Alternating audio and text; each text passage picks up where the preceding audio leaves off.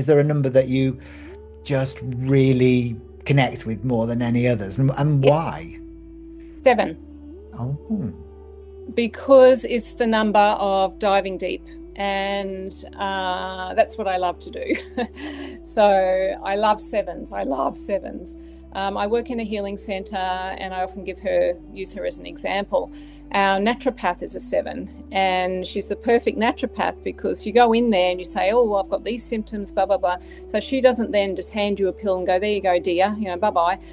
She'll be there at 11:30 at night researching every, scientific paper ever written about your symptoms, and going down the rabbit hole, and she loves it. So it's just a perfect job for someone like her. So I tend to really, really, and I have to say, I don't know what you've noticed over the years, but sevens can struggle during school time in particular when they're trying to fit in, because often they're seen as a little different, sometimes a little eccentric or a little unusual. And if I have a parent who I'm seeing, or I do their child psychology, their numerology, and they're a teenager, I always say, don't worry. If you're worried that they have no friends, they will find their tribe. And usually it's a little bit later on, I've noticed, for sevens.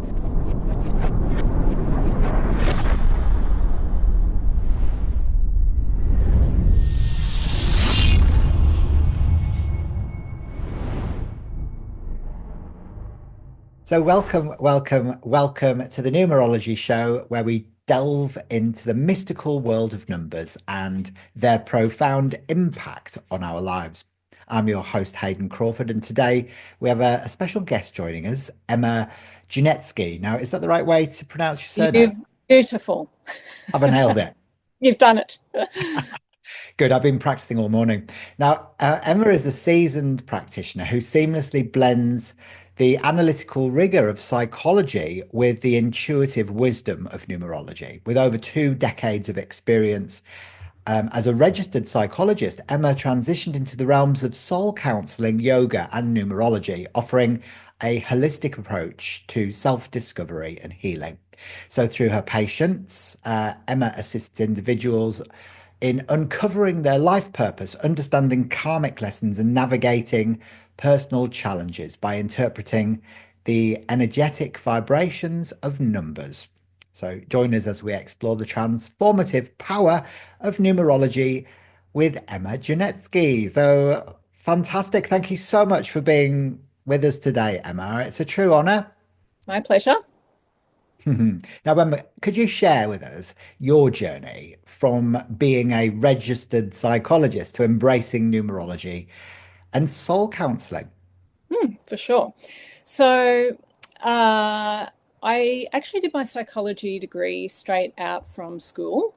And like a lot of them won't admit it, but like a lot of psychologists, probably most, we choose to study psychology to figure ourselves out and to figure out all the people around us that maybe, we find confusing, or just to have a really more in-depth exploration into the workings of the mind. So that was part of my motivation to be a psychologist.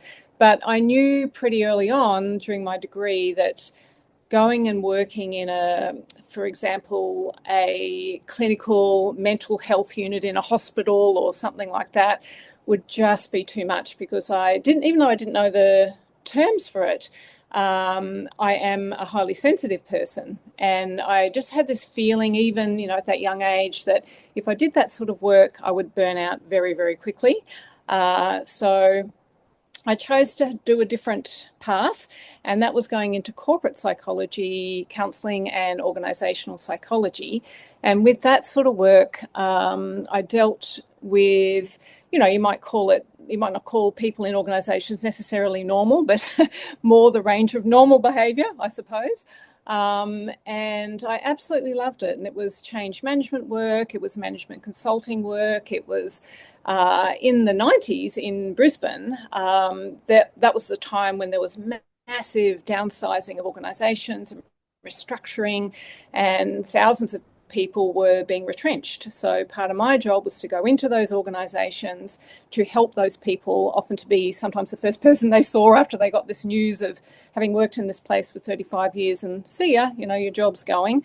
And then helping them on that path to healing for sure, but also transitioning most practically into maybe another professional job. So I loved that work. It was really amazing, but I just had this feeling that there was something more for me and I didn't quite know what that was.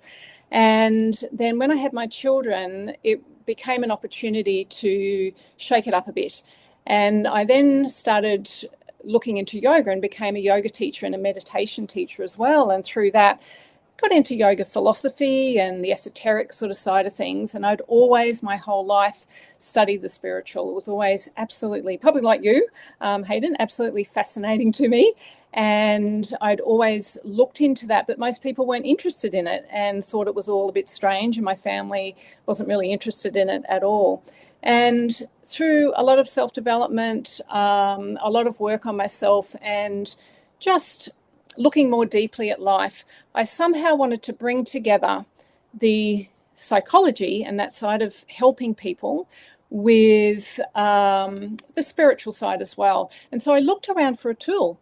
And in psychology, you have a lot of tools. You've got these personality disorder assessments and instruments, and they're all evidence-based, and they've got decades of research into them, and they're quite wonderful for some applications, but it wasn't right. And I can't even remember how it came to me, but I started to see numbers everywhere. And as I started to see the numbers, I thought, well, what does it mean? I'm seeing these 11s everywhere, often numerologists, that's maybe the first one you see, and started to just research it myself. And then I started a little notepad with the feelings I would get, intuitive feelings, because I'm an intuitive, of the numbers and what maybe they mean to me when I was seeing these numbers. And that's sort of how I started. So I wasn't really reading anything at that time. And then I read just this one book on numerology. And as it was quite a long and complicated book. And as I got about halfway through it, and it was the Pythagoras' method, I remember the author saying, if you're still with me now with these calculations, some people just get this. And I thought, oh, that's me. I just get it. It's as though I'd done it before. And I thought, this is an amazing tool to help people. So then I started on my family. I started on my friends.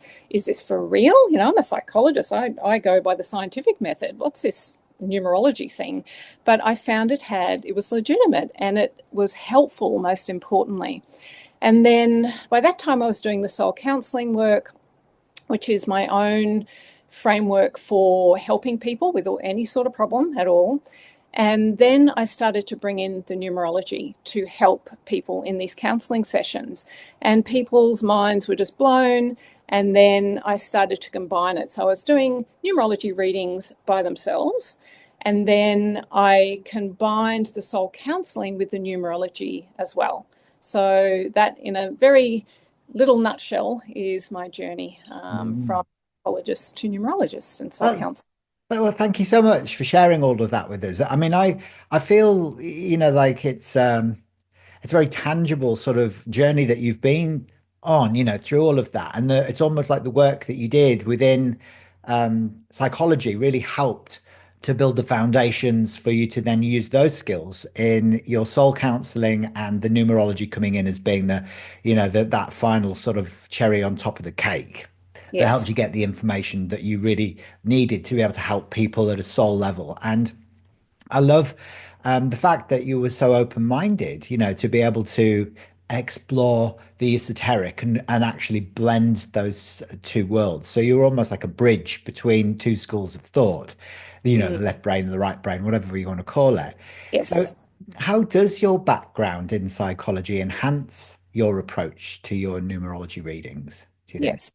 Well, the reason most people find me, and I don't really advertise, I sort of do things quite organically. The most common thing they'll say is, what I loved about you, or why I'm choosing you, is because you've got the both. So you're not, I'm not touting myself as a psychic healer or something like that, or an energy healer. Because some people are uncomfortable with that and they think, oh, is that all woo-woo? Are they making it up? What are their credentials? So I think people see that I have those credentials, plus not just then, having 1 year's experience, having a lot of experience in it, and then drawing on that spiritual side as well, that I think there's not many of us that are doing that. But I do think it's a way of the future. I think it would be so fabulous if psychology, or at least the branches of psychology, would move in this direction. I think that would be amazing, just in terms of helping people in a broader perspective. Yeah, absolutely. It definitely lends it that credibility, and people tend to value, what's been sort of scientifically proven as well as anything that's esoteric. Mm, So, fantastic. Great work. There'll be a lot of people watching, I should imagine, that are, identifying with what you're saying, and especially people that are, sort of maybe in traditional psychologist roles, and because mm. there is a lot of it's almost like they have rules and regulations to follow, that it's Yes. almost quite scary for them to dip outside of that in case that they are, there is judgment cast upon them. Did you find that you went through all of that as well? Yeah. And I thank you for asking that question, because it is a really important one. And I did have to make probably one of the hardest decisions in my life way back when. In with psychology, and to be a registered psychologist, there's a whole lot of hoops that you have to go through, and that's marvelous. Like, you can't just have any old person calling themselves a psychologist, and that's how it should be. But those hoops became not right for me, and I just felt, oh, is this really how I want to spend the rest of my life, following these rules and regulations? I've got that background, I've got the integrity, I understand ethics, I've got all that anyway, and that's part of who I am. But I really need to go my own way. And so I had to make the decision to no longer be a registered psychologist. So obviously I've still got the qualification, I've still had all the experience. But back then, for certainly, there wasn't any scope for moving outside that box in psychology land. Whether that's changed, I don't know. I truly hope it does in the future. And I do know at least a handful of psychologists that are thinking outside the box and are bringing in their own spiritual insights in some way, shape, or form into their help with people. So that's amazing, I think. Yeah, that's brilliant. Thank you so much for, being open and honest about that, because, a lot of the ladies that we get coming on our retreats, are, sort of gone down the more traditional route initially, and then they are almost scared, of moving into the soul realm, because, it's like, oh, well, what does this mean? I'm going to lose my job, and all of this. So I see it all the time, actually. So it's Mm, wonderful to see you as a thriving example of somebody who's crossed the bridge and is actually thriving and enjoying a life of less restriction. mm. So that's wonderful. So for those who are unfamiliar, how would you describe the essence of Western numerology? It is Pythagorean that you follow, isn't it? Correct. Yes. Yes. The essence of it, goodness. What a question. um, I just feel it's such an amazing tool to really access that part of ourselves that so many people, they're not sure what it is about, the non-material world, and they're not really sure what they don't know, but they know there's more. They know there's more to life than working, eating, sleeping, get up the next day, watch some crap TV.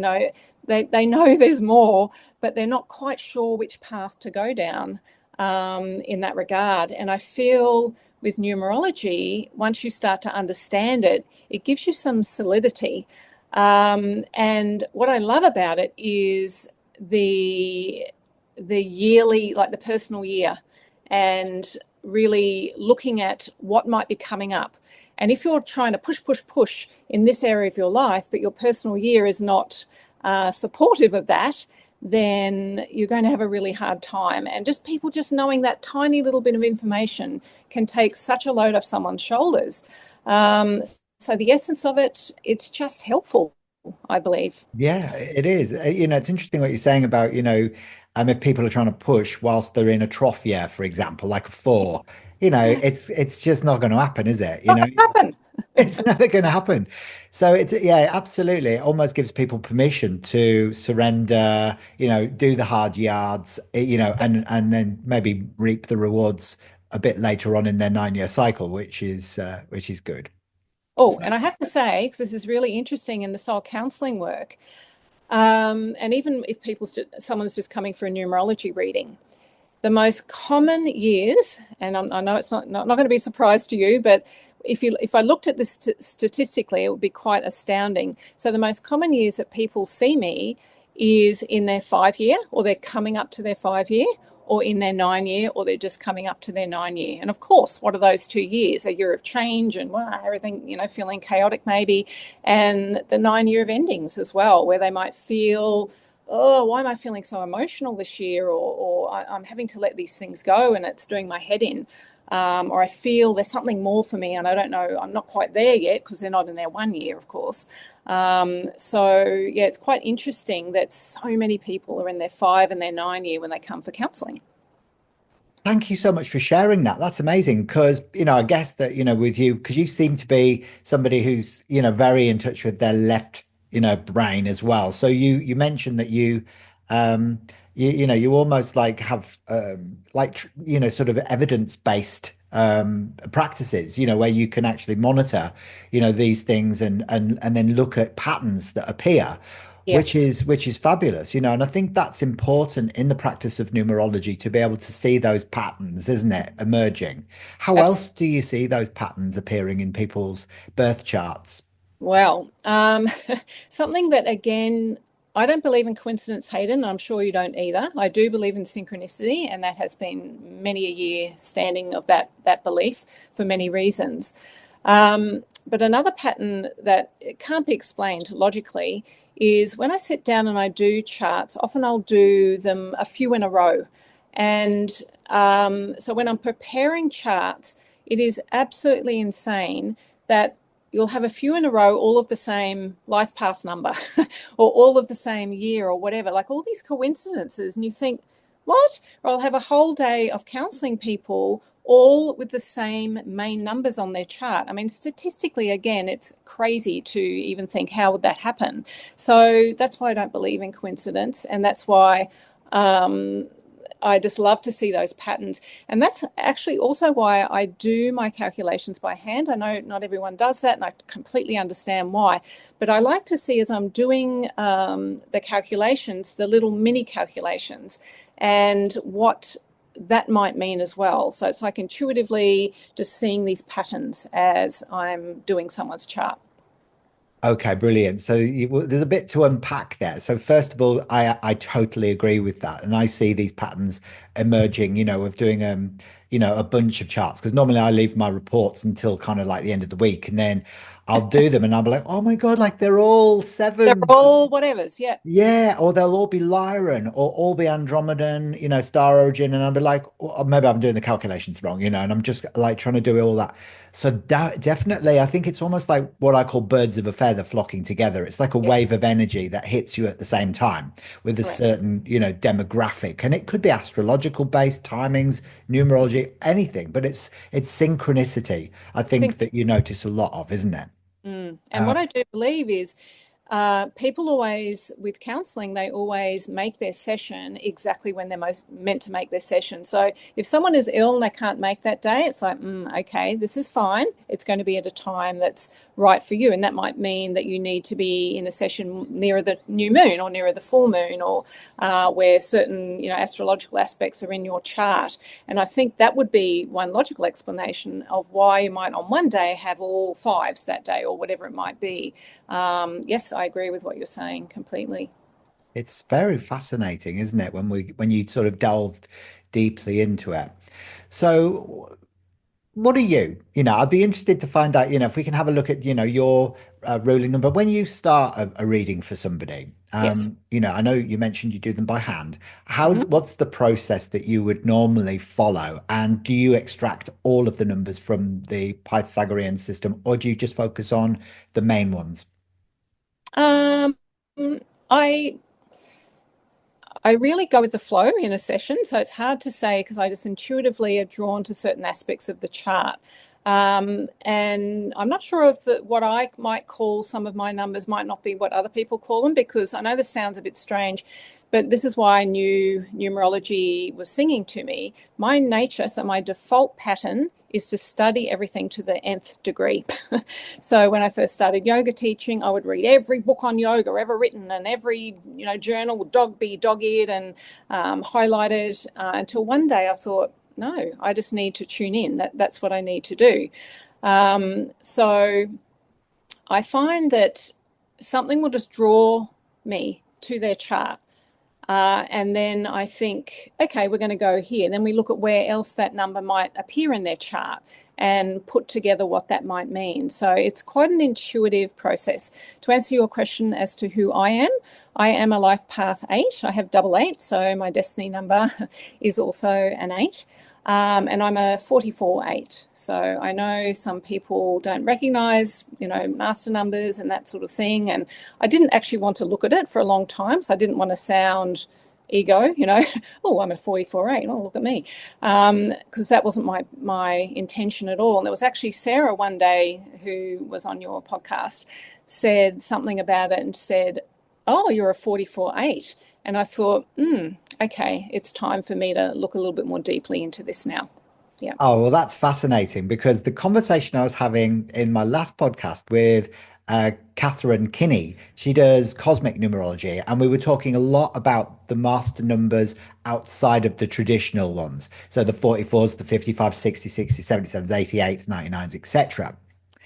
And there are very few 44s, actually. So you're quite an anomaly, really, in a lot of cases. And she explained the cosmic connotations of the 44s, which is, you are here for a very, very powerful purpose. Mhm. Could you elaborate what that purpose is from your understanding? Because I know that a lot of the information that she was inspired by was by a chap who'd written a book called The Heart of Numerology by Lynn Buez, who's an amazing um, numerologist, written 16, 15 books rather on numerology. Mhm. So what does it mean for you being a 44/8? Um, Again, because my default pattern is to go deeply and study everything, it's been very strange for me with numerology. I literally read that one book and that was it for me. I just thought, I don't want to really be influenced. I want to do this my own way. So yeah, I can't really say what other people might say about 44/8 because I don't really know. I did read a couple, in years gone by, I have read a couple of books. One of them, I have to say, I read and it was talking about, I can't recall the author, I think he was quite famous, talking about certain numbers that are loser numbers. And I remember just thinking, are you joking me? I was really quite upset about that because imagining someone coming for a reading and saying, oh, well, you're one of the loser numbers. Just It's thought, like, loser, you're a loser. You might as well go now. now. Off you pop. Yes, anyway, so yeah, I don't really know what other people think, but I feel part of my path is to marry up the divine masculine and the divine feminine, to look at all the structured ways of doing things, which is the old me, very much so. And, sometimes I default to that still as well. And then to bring in the intuition and all of that as well. And I feel my soul's journey or my life purpose is really to marry up that traditional way of thinking and helping people with the more esoteric stuff. Like that's what I feel I'm here to do. It's a bridge, isn't it? Fundamentally, Yeah. it's a bridge. And And eight, and as we know, 8 does represent the bridge between, and I do believe that one of my massive life lessons is to build that bridge between the material and the spiritual worlds. That's what I feel I'm here to do. Interesting, interesting. Very, very powerful. I love that, and it's interesting that, the 8 symbolically represents two circles sitting on top of each other, which represents completion on the earth and the heavenly realms. Exactly. So wow, I love it. Now you mentioned that when you're doing a reading that, you kind of like looking at the breakdown numbers and extracting that information. So could you just elaborate a little bit more on what you meant by that? Yeah. So to answer your question of earlier, So I just have a dummy chart here in front of me in terms of what I look at. So I look at life path number, what I call, I don't know if this is what other people call them, but destiny number, soul number, then I call it the outer personality number. So how you are perceived by other people is how I interpret that number, rather than how you might see yourself. I look at maturity number, birthday number, current name, karmic lessons, karmic debts, business name number. So if someone has their own business and they have made up the name, so it's not someone else has made it up, and they want to know the vibration of that, then I think that's interesting to look at as well. Recurring numbers, life cycles, pinnacles, opportunities, challenges, and personal years, and turning points as well. So that's what I look at. So what was your other question? Well, it was very, very thorough. You know, the way you're doing it is very thorough, and that's great to see because I think it's important to extract the information based around all of those facets of it because, you know, without it, it's almost like you're missing, it's like a ship without a rudder, isn't it? Yeah. And I do believe, like, as a psychologist, you know, having that in my background, and what I learned in organizational and corporate psychology is everyone is diverse and everyone is different, and human beings are incredibly complex. So if you just do your numerology online and do your life path number, that's a little tiny bit. It's a big bit. It's an interesting bit, that's for sure. But you need to look at all those other numbers because those other numbers may exacerbate my eightness or they might dampen it down. And if I don't look at the balance there, I'm not really giving someone accurate information. For example, if someone is a life path 5 and then their next most important number is 4, or they have a whole heap of 4, or they're Virgo, then that's a different sort of chart for someone that's 5533, you know, or whatever. And those people are the ones that are always late to sessions. Sorry for a 5 or a 3. Yeah, so strike those ones off the book. We don't want to be dealing Where's with the ones that are late. So the other question that I asked you is like, how do you break it down? You know, like you were saying that when you do your numerology. So I know that there's different ways of calculating, you know, the Yeah. life path number, for example. So do you break it down like that? And then are you looking at, you know, like if someone's a 2911 or a 38, sorry, a 27/9 or 2911 or 38/11, etc. Is that what you mean when you say that you start layering information? Yes, so that would be part of it, for sure, because there's little nuances in some of those numbers that can make a difference, I believe, in someone's chart and how they present, and what they're here to learn as well. Absolutely. Could you give an example of that? You know, maybe within your own chart, for example, what is, you know, is there anything that's reoccurring within your own chart that, you know, give you that aha moment or, you know, something whimsical or intriguing about your own birth? Uh, I brought it out, so I hadn't actually looked at it for years, and I thought, oh, I best have a look at that before if Hayden asked me some questions about my own chart. um, well, master numbers are always interesting to look at, that's for sure, and just to see where they occur. And let's have a look at me. So I have life path 8, destiny 8. Then I have a karmic lesson of an 8. I had a pinnacle of an 8 from 29 years to 38 years as well. So if I was doing someone's chart with all those 8s, one of the major questions, and doing counselling as well, I would ask them is, what is your relationship with money? Because I want to have a look at where it sits in the chart, you know, what age they may have or may not have learned those lessons, because we've all got free will. And you can tell someone all their life lessons and all the things, all their challenges and all, you know, some suggestions of what they're to do. And then they can do nothing about it. And you've got nothing, you know, no control over what you can do. But for example, if someone's got a karmic lesson, then a challenge, and then they're also in that year, then that's going to be a massive year for them. And so we'd look at all that together and we'd look at, how are you going with those particular challenges around that number? So that would just be one of the ways that I pull it all together, I suppose. Right. Okay. So you went between in your peak years and your pinnacle years between 28 29 and 38 and were 38 big was the years for eight. learning all about reclaiming my personal power Yeah. and career, business, money, and what I thought of that compared to how I was brought up and what I truly needed to learn. So I had massive lessons around all of that. and our family lost a hell of a lot of money. And I had to, that was my big wake up call around 8 energy.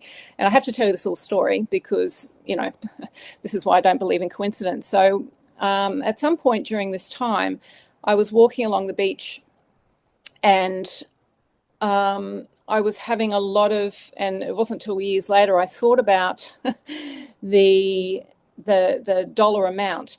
I needed $8,000. I mean, hilarious, $8,000 for something, and I could not, my logical brain could not figure out how I was going to get this $8,000, and I was in a world of pain around it all, and thinking, overanalyzing, overthinking everything. And I looked down, and a $50 note washes up at my feet. I look around, there's no people, there's no surfers, or, I don't know how it's got there. But in that moment, I just got down on my knees and thank you, thank you, thank you, thank you. Like I knew this was a significant sign. But I was stubborn and willful, and I didn't learn the lesson. So it would have been about 2 weeks later. I was on a boat. We went to a little island with some family members. I was in my head again. I went for a walk by myself on the beach, quite deserted. $50 note sitting in the sand. Okay, that's two. And then it was maybe a couple of weeks later at a shopping centre, $50 note right at my feet. And that's when I went, okay, time to change my way of thinking about abundance, and money is just energy and all of that. So that's just a little story Oh, I about eight. love that story. That is brilliant, Emma. And what's fascinating about it, I'm curious to find out, did you keep on finding 50s until you made the 8,000? Well, the 8,000 came in a way that you just wouldn't even believe. It was just insane. And after that, I started to find, it might have been during this time as well, it was always in denominations of five, interestingly enough. So it was, but then it was 5 cent pieces.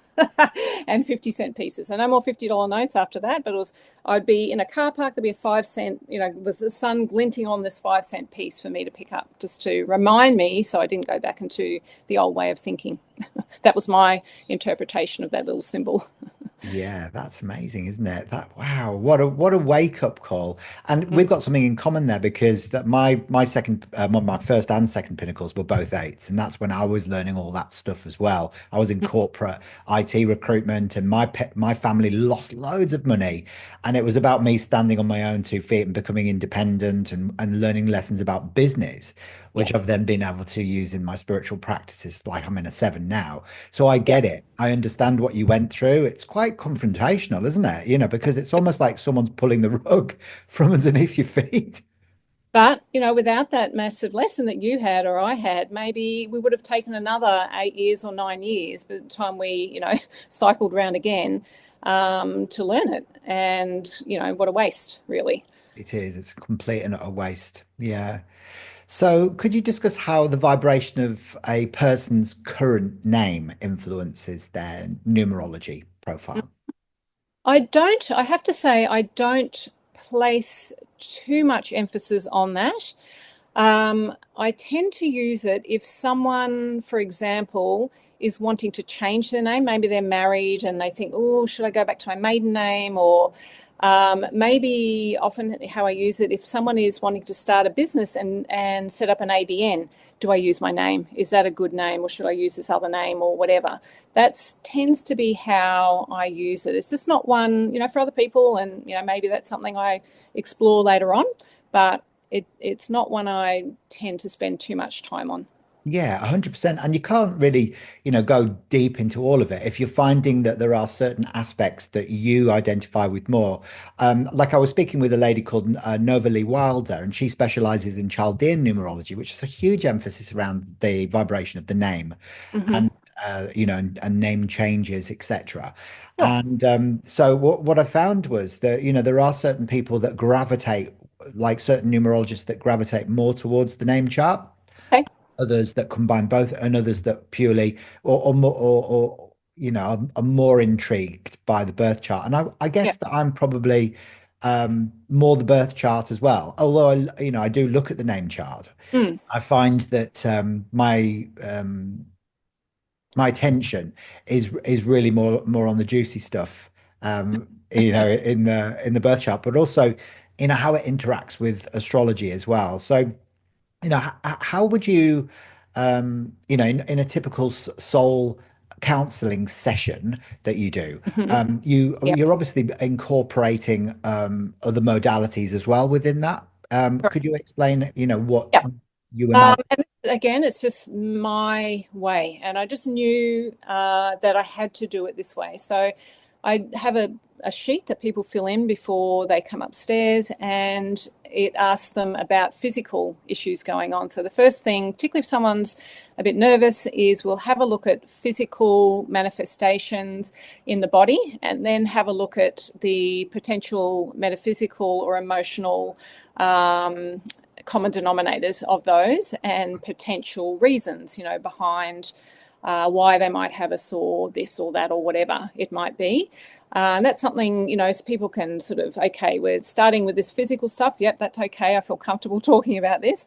And then I'll always ask them what they want to get out of the session. So we have a look at that as well. And then it just sort of flows through there. So sometimes the numerology will come in very, very quickly.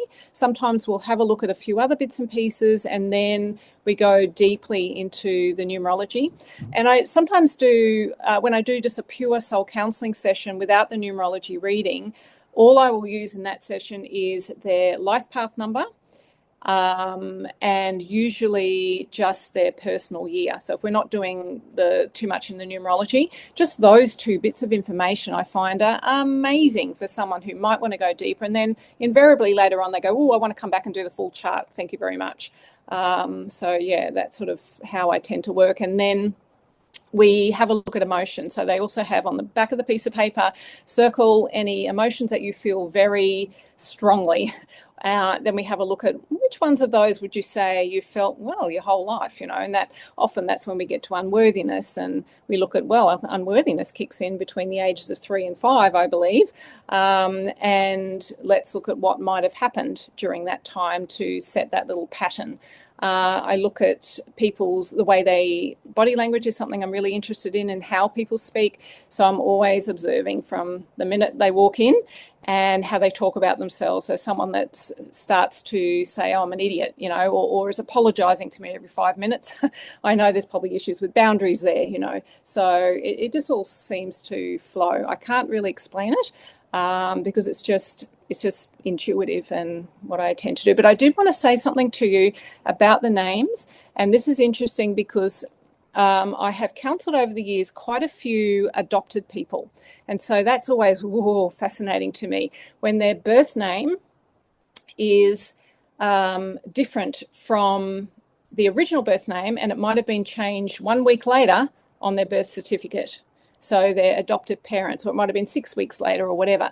Those are the ones I will look very deeply into.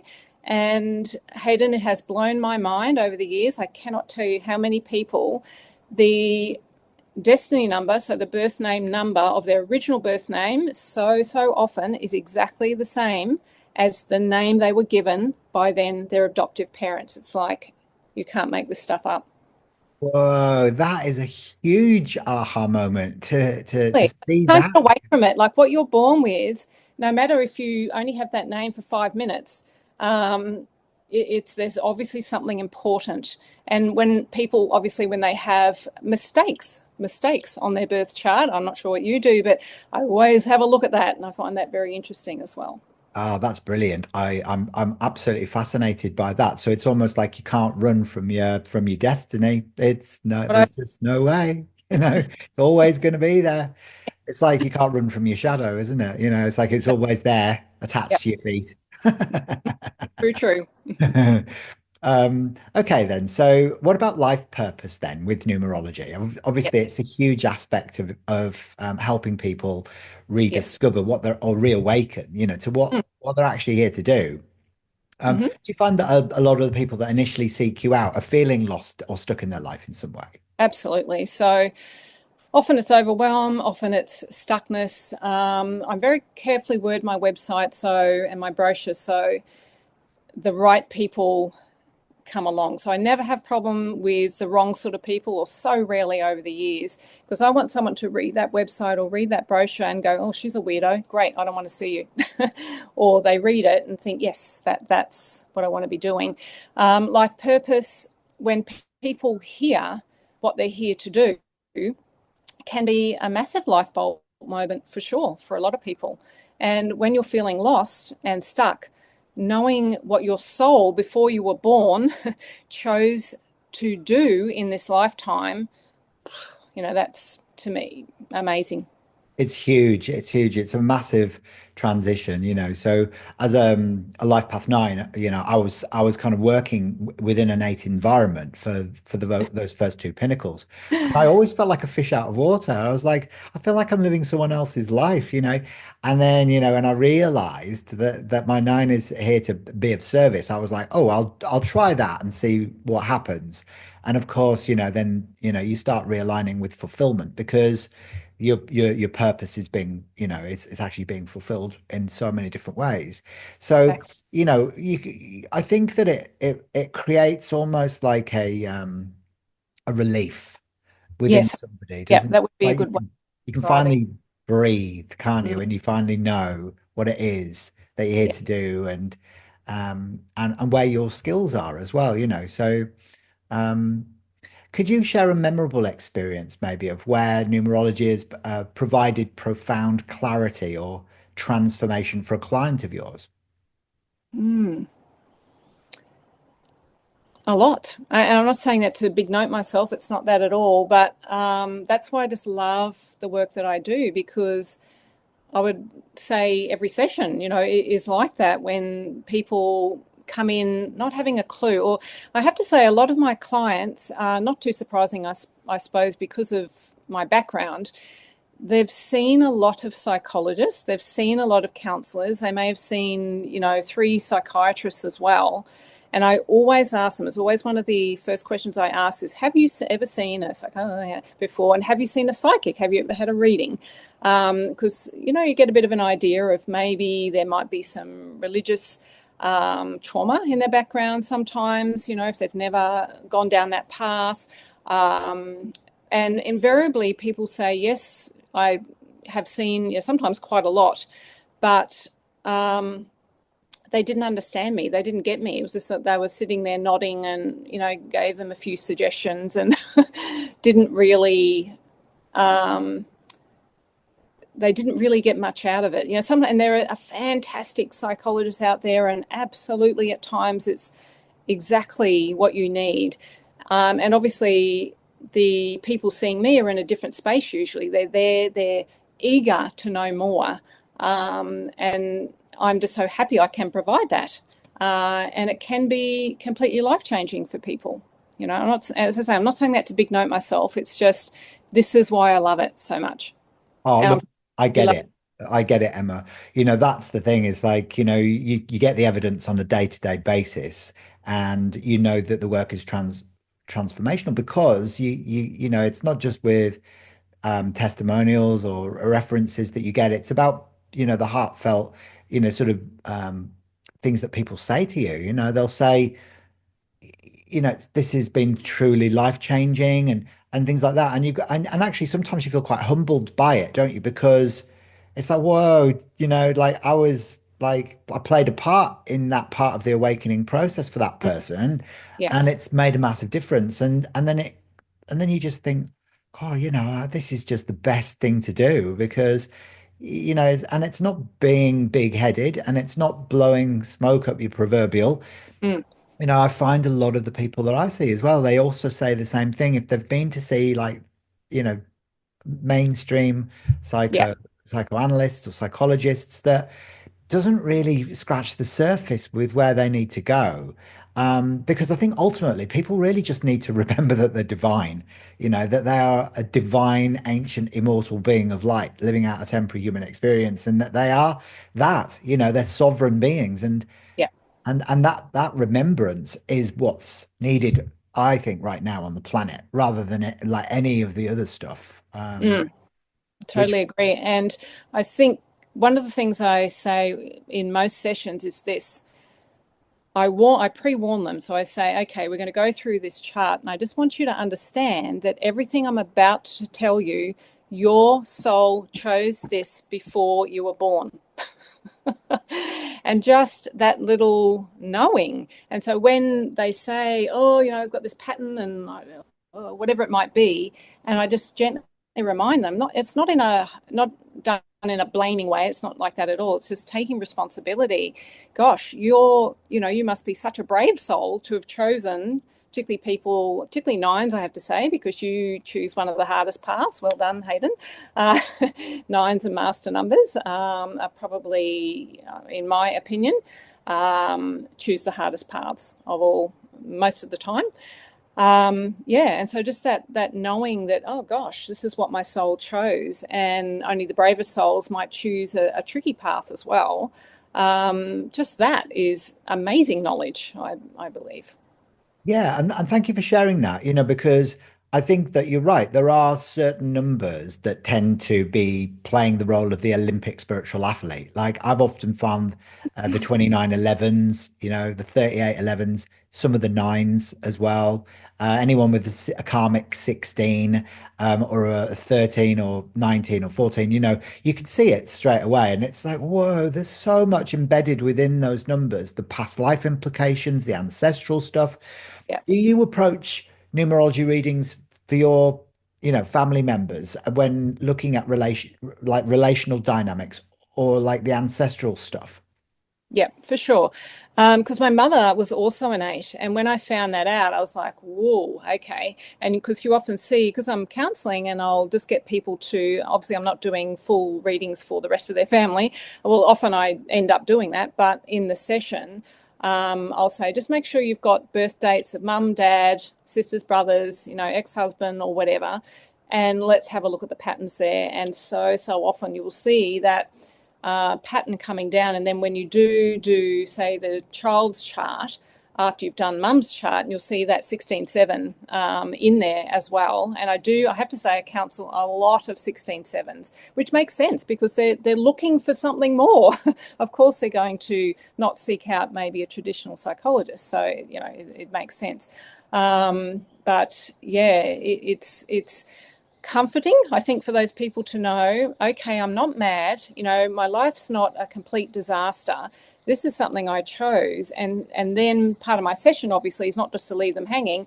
A massive part of the session is, here are your strategies, here are suggestions. So they come with a whole list of things. What can I do now? Now that you understand this about yourselves, okay, here's 10 books, here's some podcast, here's whatever. So Wonderful. Yeah. So you're giving them practical action steps to take in order for them to yeah. create that transformation within And themselves.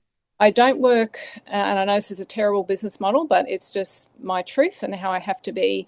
I say to most people, because I do an intensive session, that's 2.5 hours, but it's a lot, but it's for people that are so ready to change.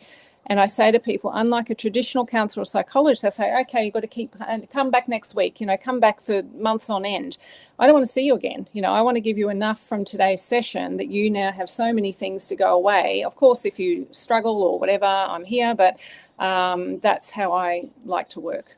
Because otherwise I'm going to be telling the same thing next week. They come in. Do you know what? I completely hear you. I'd rather, have people come to me that are ready to do the work Yeah, and, they're not kind of stuck in their red energy, is what I call it. It's their victimhood, their safety, security, and survival. Because, what I've found is a lot of those people that, are not prepared to commit to taking the action to create the change. So it's like they're going to keep on that perpetual loop until the penny drops. So, I think that's a brilliant way to do it. And actually, it's more fair in a way as well, because you're not trying to make people practitioner dependent. And, there's a lot of charlatans, I think, in the industry that are just interested in getting rebookings and it yeah, being about the money, which, is a bit of a pity. yeah. But yeah, okay. So what about sorry, go on. Oh, I was going to say, and on that note, a lot of people do get very excited once they do a chart and they say, oh, my husband needs this. And I go, stop, hang on. Is your husband open to hearing this? And they'll say, oh, no. There's no point in me seeing them until they are at that point, till they consciously make the decision themselves to come along, I don't want to see them. That's brilliant. And I feel the same way with that because sometimes people will purchase like gift vouchers for Christmas for sessions. And then Yes, those people never even they never even use their session because they didn't want it in the first place. exactly. You Yeah. know, you've got to take responsibility for your own healing journey. You can't tell someone, oh, you need healing. It's quite an Yeah. insult, isn't it? Sorry, I interrupted you. You were going to say. Yeah, so I was just going back into sort of the magic of the numbers for a second. I wanted to find out if you have a favorite number or a number that's meaningful to you outside of the eight. You know, is there a number that you just really connect with more than any others, and Yeah. why? 7. Oh, Because it's the number of diving deep. And that's what I love to do. So I love sevens. I love sevens. I work in a healing center and I often use her as an example. Our naturopath is a 7 and she's the perfect naturopath because you go in there and you say, oh, well, I've got these symptoms, blah, blah, blah. So she doesn't then just hand you a pill and go, there you go, dear, bye-bye. She'll be there at 11:30 at night researching every, scientific paper ever written about your symptoms and going down the rabbit hole. And she loves it. So it's just a perfect job for someone like her. So I tend to really, really, and I have to say, I don't know what you've noticed over the years, but sevens can struggle during school time in particular when they're trying to fit in because often they're seen as a little different, sometimes a little eccentric or a little unusual.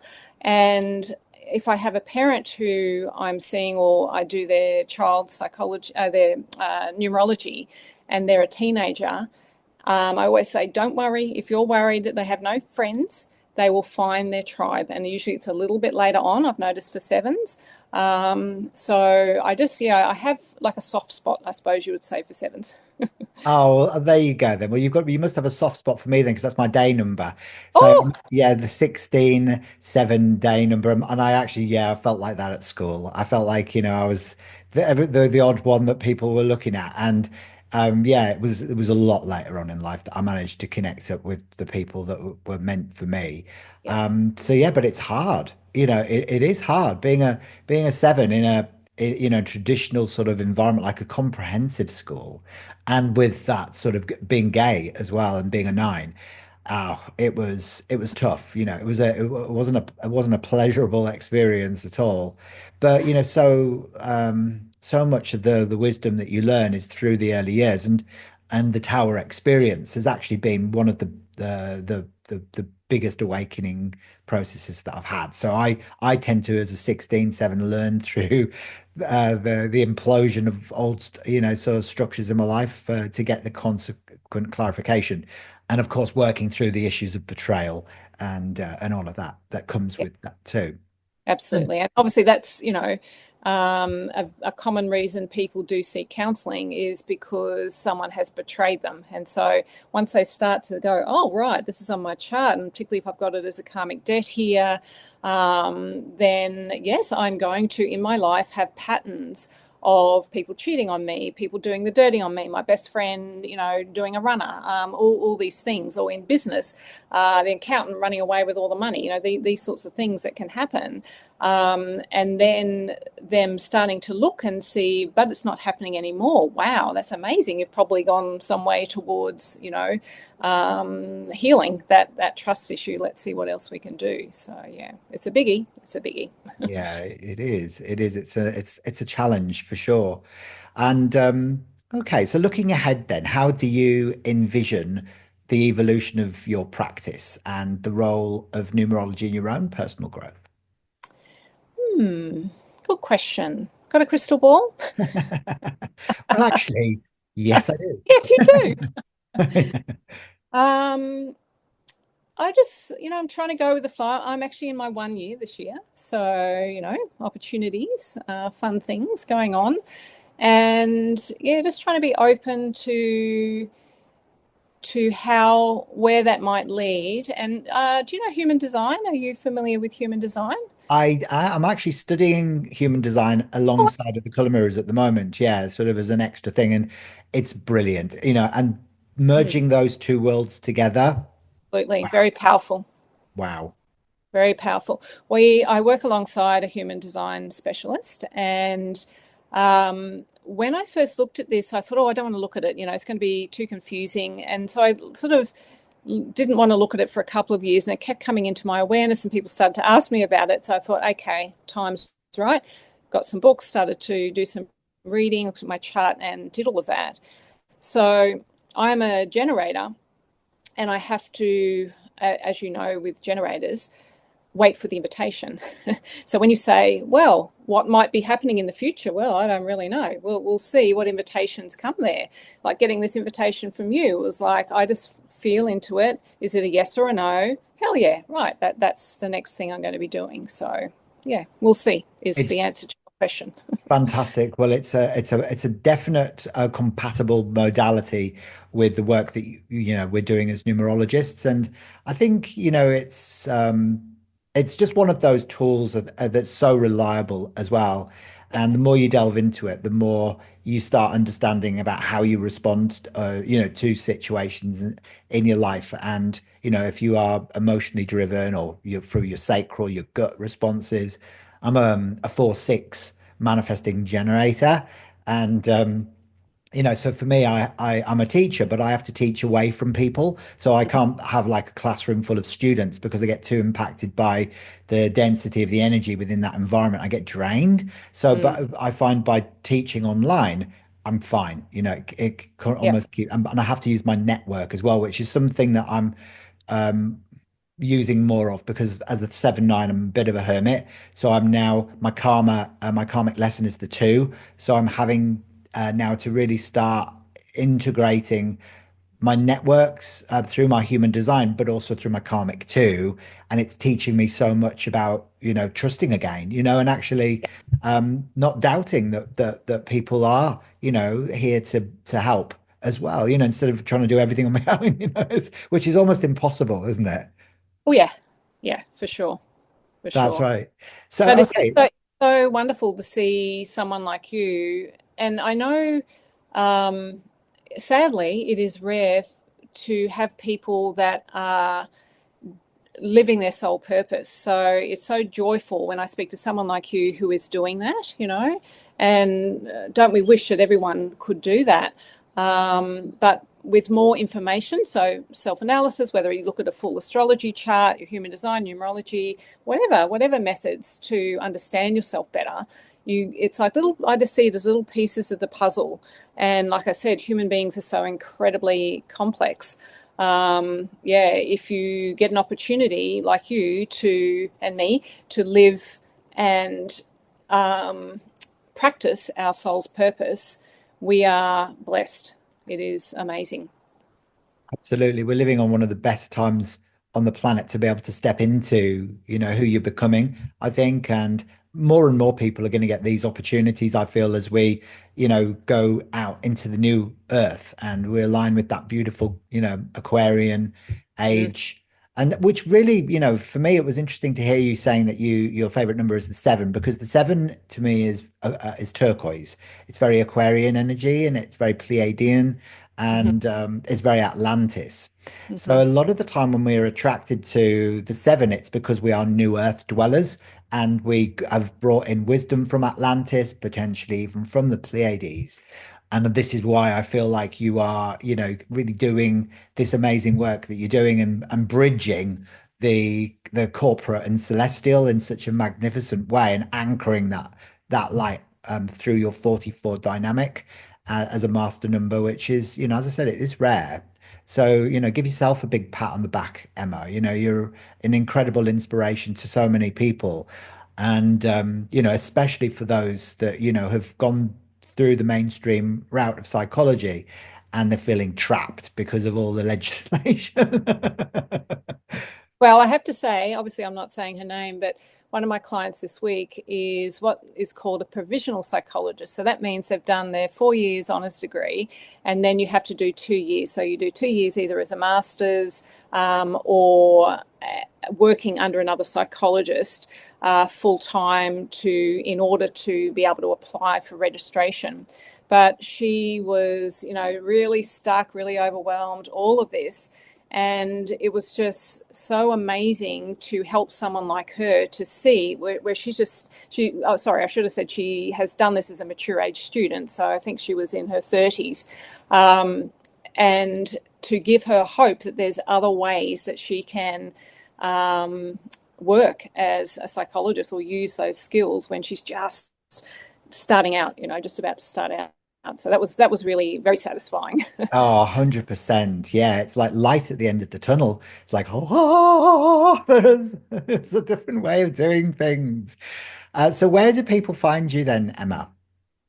So I work at a place called I Am Healing Gifts in Coomera in Queensland. And yeah, it's a beautiful centre. I've been there nearly 10 years now, and it started up 10 years ago. And we have all sorts of healers and psychics and all sorts, anything you can imagine. So that's where I am. So unlike you, I don't like Zoom. I don't tend to like those things for various reasons. But I do phone readings, a lot of phone readings, which I find is exactly the same process. I can sit there in my pajamas and do it. I quite like that.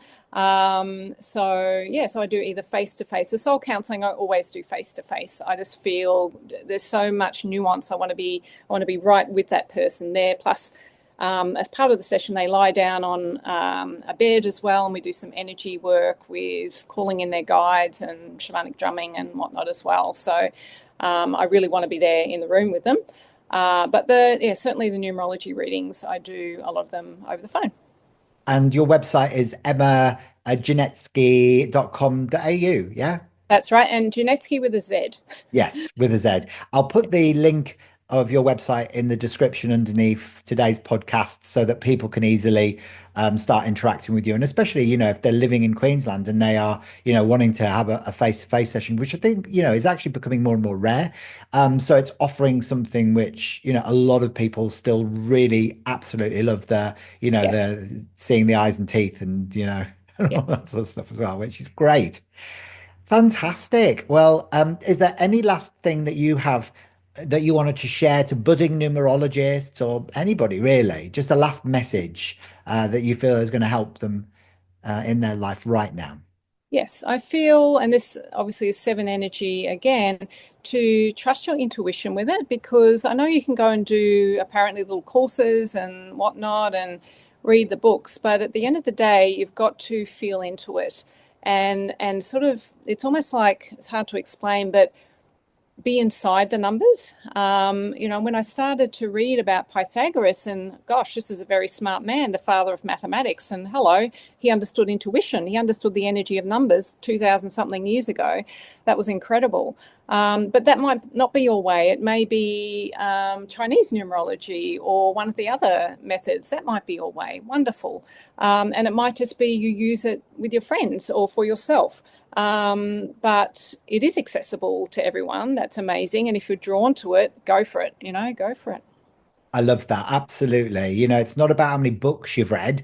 It's about what it means to you and how you can interpret that vibration. That was what I call the language of light. And so Yeah. that's well said. Thank you so much, Emma, for being with us today on the Numerology Show. A genuine heartfelt thank you for sharing your profound insights, experiences, and your gifts as well. So make sure you check out Emma's website. If you're drawn to her vibration, stay tuned for more episodes where we continue to explore the mystical world of numbers and the impact they have on our lives. Until next time. Bye for Thank now. you, Hayden. Thank you. Bye.